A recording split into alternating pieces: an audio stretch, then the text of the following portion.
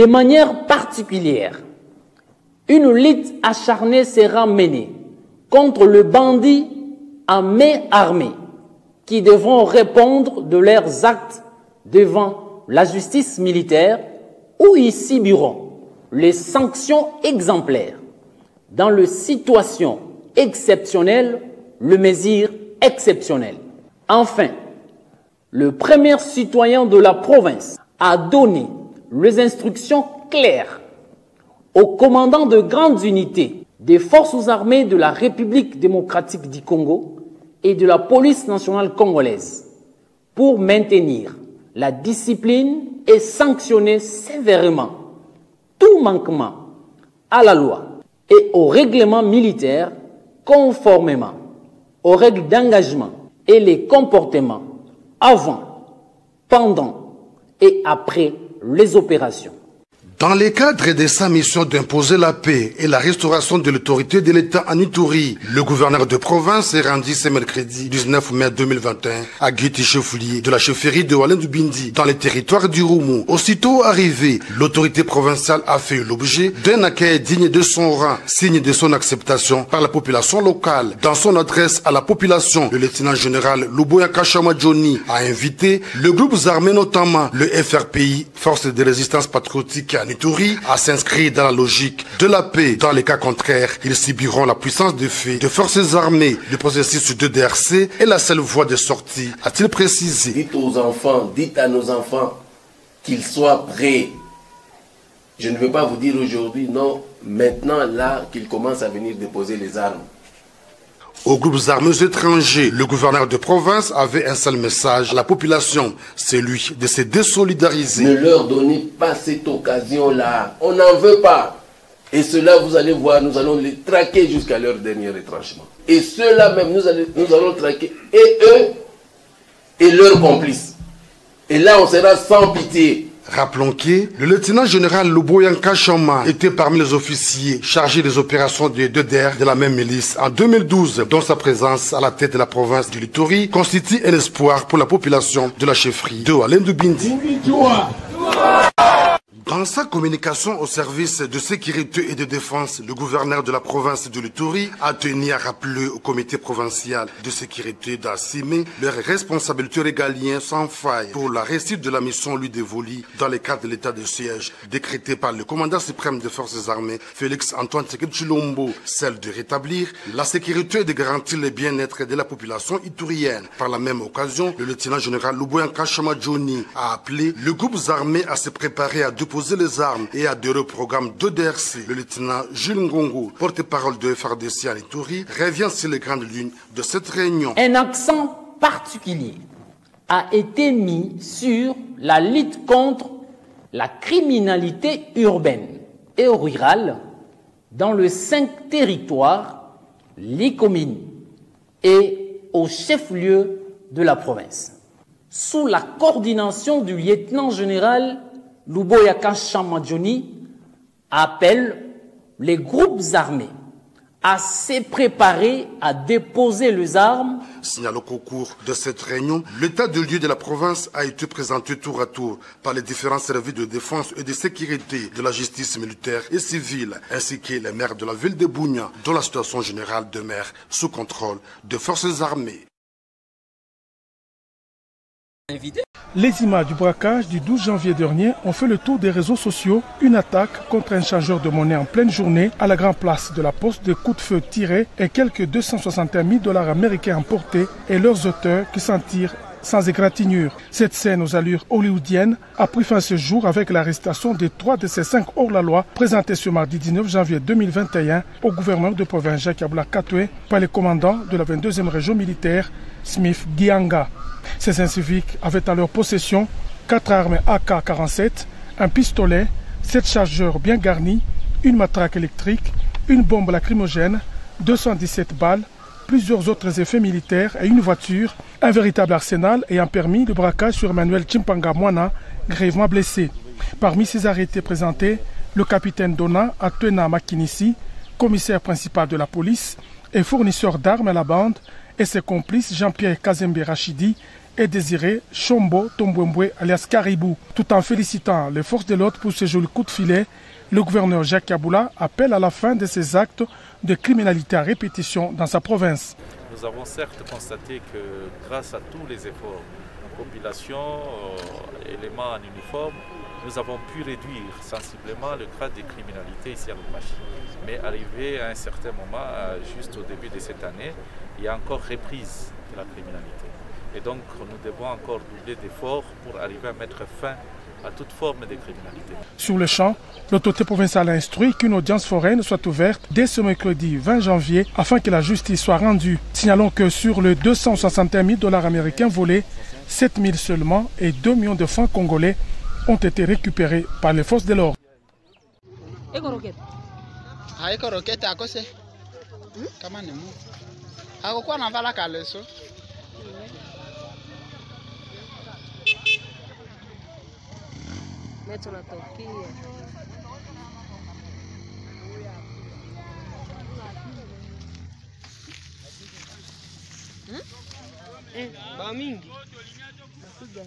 Petit, j'ai une image.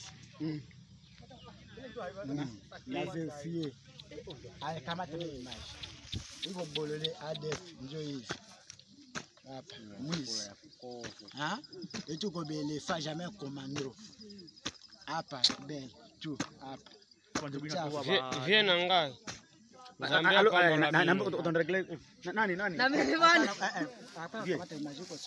Kamata nini? Kamata nini? Kamata na huyu nani rebel? Mule mpiga mkichwa. Hapa. Kangulube. ADF. Twenda hivi. Twenda kule.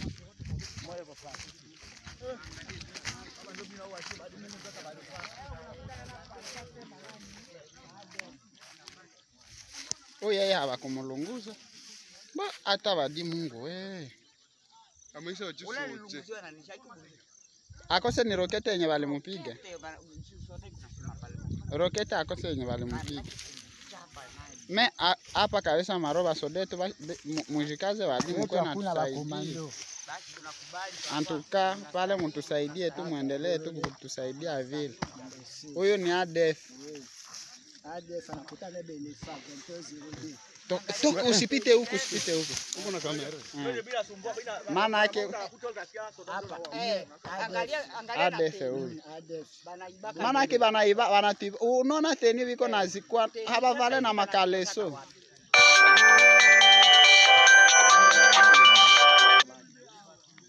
Haba valake na makaleso basi. Haiko pasa ya ADF. Pasa yabo. Jamii ndio hivi. Maana yake bao walikuwa na vale ile pasa rouge. Jina ya mioko la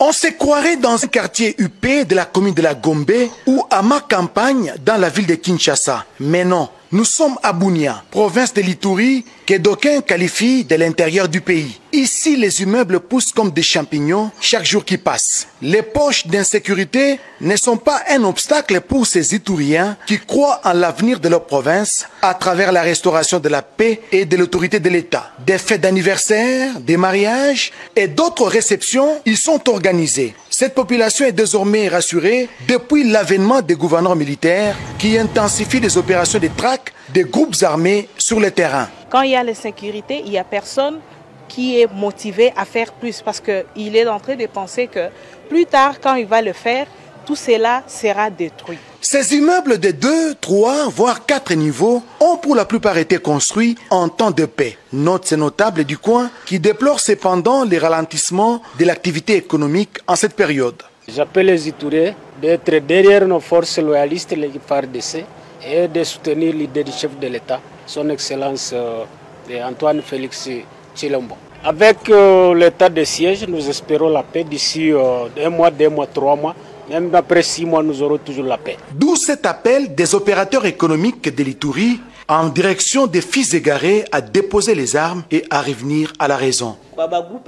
Nous invitons les groupes armés d'abandonner cette sale besogne. Venez faire les commerces, ou vous faire enseignant, ou encore entrer dans l'armée par la grande porte.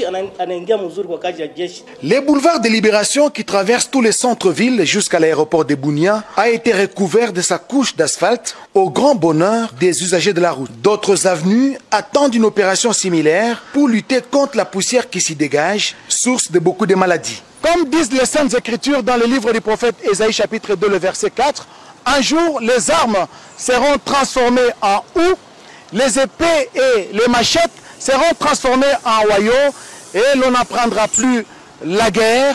La guerre sera donc finie et la paix sera sur toutes les lèvres. Depuis la place des martyrs à Bunia, dans la province de l'Ituri, Oscar Mbal, RTNC. Ben d'abord, permettez-moi de vous le dire, je ne suis pas là pour répliquer à mon homologue. C'est quelqu'un avec qui j'ai de bonnes relations, je saurais comment passer le message autrement. Ensuite, je dirais que le rapport mapping, c'est quelque chose qui a été fait par des experts de l'ONU. Ce n'est pas les Congolais qui l'ont fait, ce ne sont pas les Congolais qui accusent, ce sont des gens objectifs qui ont fait ce rapport.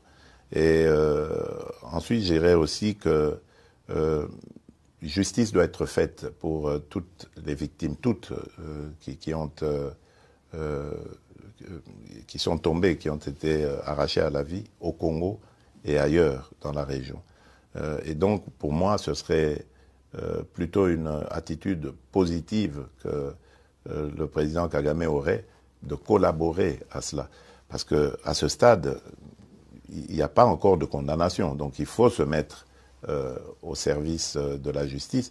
Et si ces gens qu'il défend sont innocents, la justice les innocentera. Quant à nous, à moi particulièrement, je tiens à ce que la paix et la sécurité reviennent dans mon pays, parce que je veux tourner cette page sombre de l'histoire de l'Afrique, qui est une honte de vivre en se regardant en chien de faïence avec ses voisins. Je veux la paix pour mon peuple, mais pour les peuples voisins aussi, que nos pays se tournent vers leur développement plutôt que de se faire inutilement la guerre. Demain, lorsque cette paix sera une réalité, nous allons ouvrir ces pages aussi sombres avec la justice congolaise et voir dans quelle mesure nous pourrons régler les méfaits du passé par une justice transitionnelle ou par une justice pénale, enfin, peu importe. L'essentiel est de sortir de ce cycle infernal et d'aller sur le développement et les bonnes relations entre nos pays.